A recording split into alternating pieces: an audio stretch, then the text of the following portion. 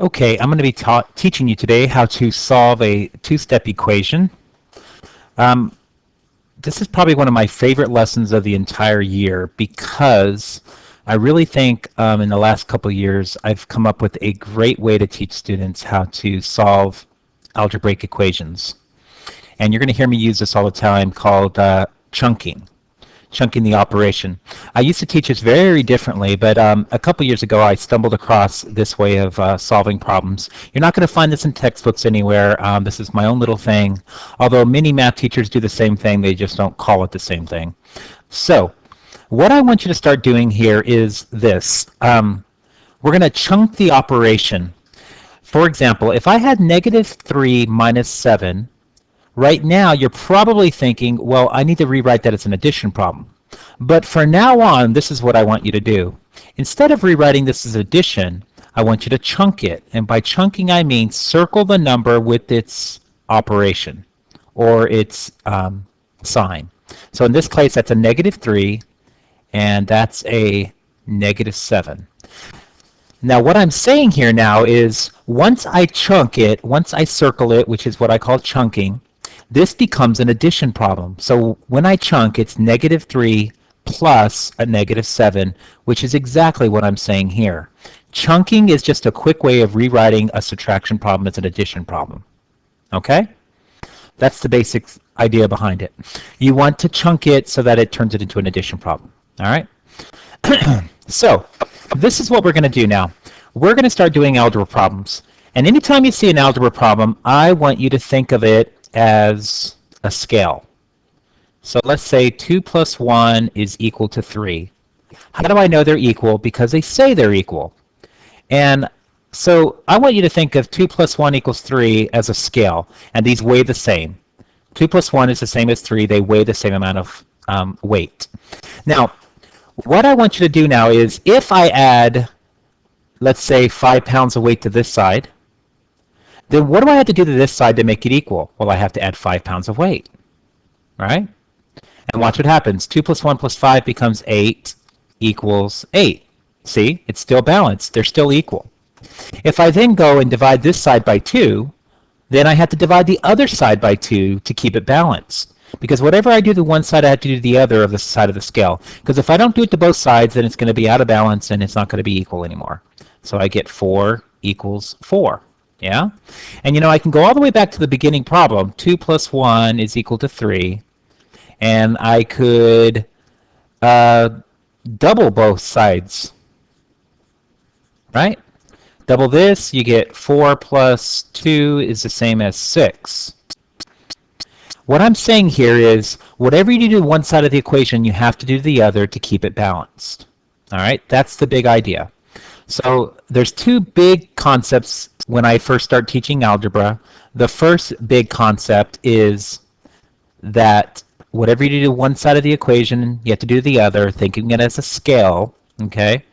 Think of it as a scale. Whatever you do to one side, you have to do to the other. The other thing I want you to think of is what you're trying to do is on your scale, you're trying to get the variables on one side and the numbers on the other, okay? And you spend most of algebra just learning how to get variables by themselves and numbers on the other side of the scale, or numbers on the other side of the equal sign. So we just had to figure out how to do that. All right, so here's what we're going to do. First things first, I want you to draw that line down the equal sign. This is your balance. This is saying whatever happens over here has to happen over here. This weighs the same as this, okay? Very important concept. Then I want you to chunk it. All right, so we chunk it. That's a 2x. That's a positive 3. That's a positive 7. Now remember what I just said. Once you chunk, everything's addition. This is a positive 2x. This is a positive 3. This is a positive 7. Okay? Now all you have to do is you want to get this x by itself. Remember the two things that I said. Whatever you do one side, you do to the other. The other thing is you're trying to get this x by itself. Okay? Now, what is this what's the opposite of a positive 3? Well, a negative 3. So I'm going to add a negative 3 to this side. But if I add 3 negatives to this side, then I've got to add 3 negatives to this side. Now notice I did, some teachers would say subtract 3 from both sides, but you're never going to hear me say that. I've tried to get away from saying that. But the opposite of a positive 3 is a negative 3. Now you may be asking yourself, well, why would I add negative 3 to both sides? Because watch the magic that happens here. This is a positive 3 and this is a negative 3. And remember what I said earlier, chunking is addition. So now I have a positive 3 plus a negative 3. What do they do to each other? They make 0. They're gone. So what am I left with? I'm left with 2x equals, this is not 7 minus 3. This is a positive 7 plus a negative 3. A positive 7 plus a negative 3 is a positive 4. Okay? Now I'm very close now to solving the problem because what I don't want to know what 2x is. I want to know what x is. So let's think this through logically for a minute.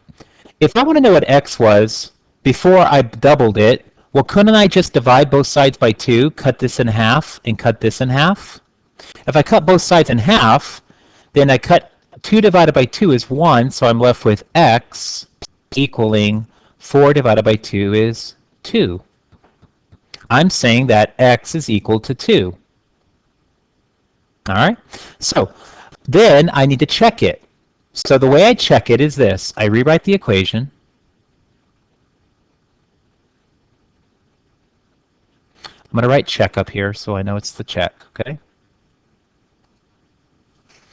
And what I'm going to do is I'm going to take that number and I'm going to put it in for x. So I'm going to have 2. What do I think x is? I think it's 2. Plus 3 should equal 7. Well, 2 times 2 is 4. And 4 plus 3 is 7.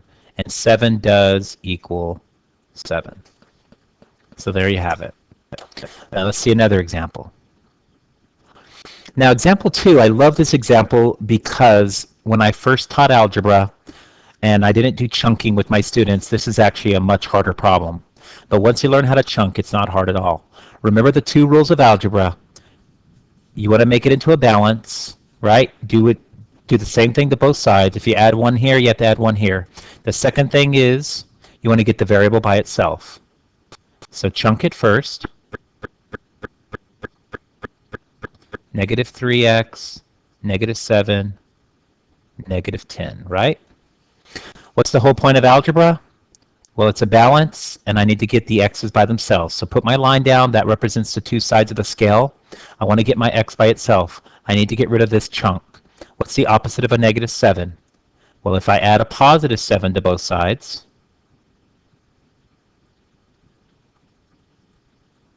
if I add a positive 7 chunk to both sides, negative 7 plus a positive 7 makes 0. That's gone. And all I'm left with is negative 3x equaling a negative 10 plus a positive 7 is a negative 3. Right? Then all I have to do is say, if I want to know what x was before I multiplied it by a negative 3, well, then all I have to do is divide it by a negative 3. Do the opposite. Undo it by its opposite operation. If I'm multiplying it by x, then I just divide it. Okay, just like the problem before, I had multiplication, I divided, have multiplication, I divide. So negative 3 divided by negative 3 is 1, so I'm left with 1x, which is just x, and negative 3 divided by negative 3 is 1, and I can check that.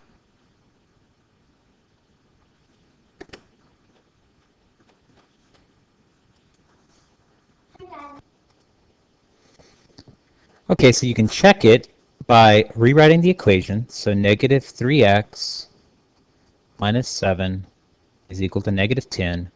And all you do is you say, what do I think x is? I think x is 1. So it's negative 3 times 1 minus 7 should equal negative 10. Negative 3 times 1 is negative 3. Minus 7 is negative 10. And you can chunk here now. That's a negative 3 and a negative 7 being added. And that makes a negative 10 equals a negative 10. And there you have it. All right, let's see another example. First things first, draw your line, keep everything balanced, chunk it.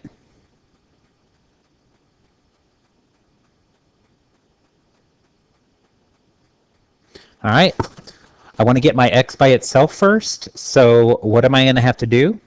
Well, that's a negative 2. What's the opposite of a negative 2? A positive 2. So I'm going to add a positive 2 to both sides. You can circle if you want, but I'm not going to. That makes 0. What am I left with? Negative 5x. Positive 8 plus a positive 2 is a positive 10. Right? If I want to know what x was before I multiplied it by a negative 5, all I would do is I would divide both sides by a negative 5. Running out of room here, but I end up with x equaling a negative 5 divided by a negative 5 makes 1, so they're gone. So I'm left with x. And 10 divided by a negative 5 is a negative 2.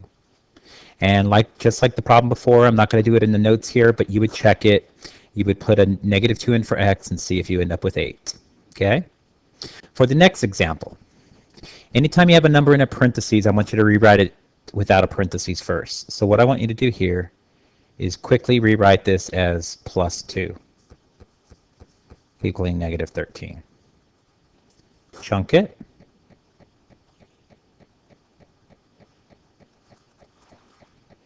What do I want to get rid of? I want to get rid of the 2. What's the opposite of a positive 2? Add a negative 2 to both sides.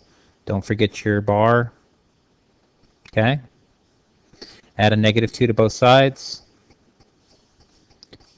Positive 2 plus a negative 2 makes 0, so I'm left with negative 5x. Negative 13 plus a negative 2 makes a negative 15.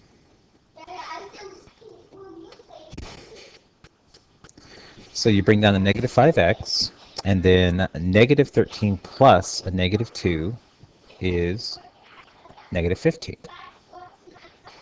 Then once again, negative 5 times x. If you want to undo multiplication, you divide. If you divide both sides by a negative 5, you end up with x. I'm going to do it over here. X equals, divide this by 5 also because you have to do it to both sides. Negative 15 divided by negative 5 is 3. And then you would check it. All right, in the next problem, what you want to do here is you have two options. I'm going to teach you two ways to do this. The first way you could do this is you could chunk it like before. And obviously then you would get rid of the negative 7 chunk first. The opposite of a negative 7 is a positive 7. So you would add a positive 7 to both sides. You would end up with x over 2 is equal to 2 plus a positive 7 is 9. And then in this case, you would say, well, how do I undo division by 2? If I multiply both sides by 2, then what I would get, x divided by 2 times 2, these actually make 1, and so you're left with x equaling 18. Now there's another way to do this problem. And if you're good with distributive property, I tend to like this one a little bit more. But what you could do is, since you can do anything you want as your first step, so I'm just going to multiply everything by 2. I'm going to double both sides. So you double both sides, double the first side, double the second side, and you end up with, now this is the beauty, this makes 4, so that's no big deal. Now this, you're going to distribute. And by distributing this, watch what happens. 2 times x divided by 2 makes x. The half is gone. Minus 2 times 7 is 14. And as you can see there, it actually turns it into a much easier problem. So from here, you would chunk it.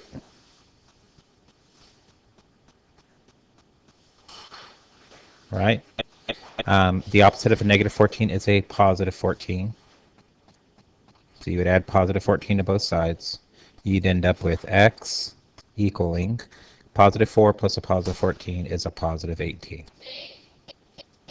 So I'm going to use that same method on this next problem. I'm going to start this problem off by tripling both sides. So I'm going to triple this side, and I'm going to triple the other side.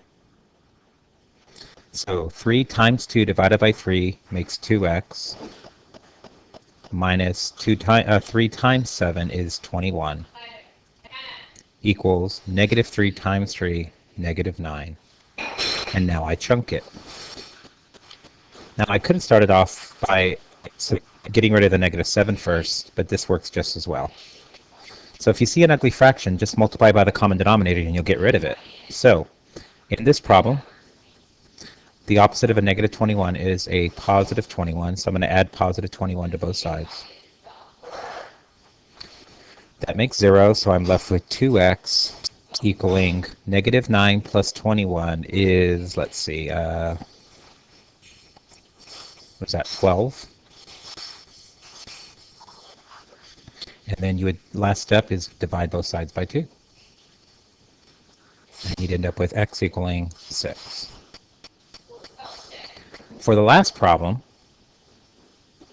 it's actually quite easy to do if you know chunking. So chunk it, because there's no distributing or anything.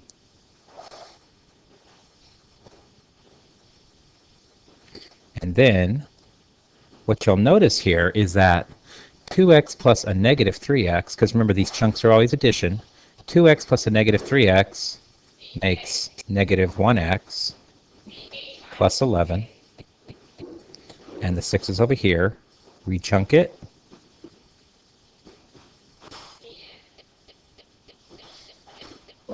I want to get rid of the 11 now. The opposite of 11 is a negative 11. Add a negative 11 to both sides.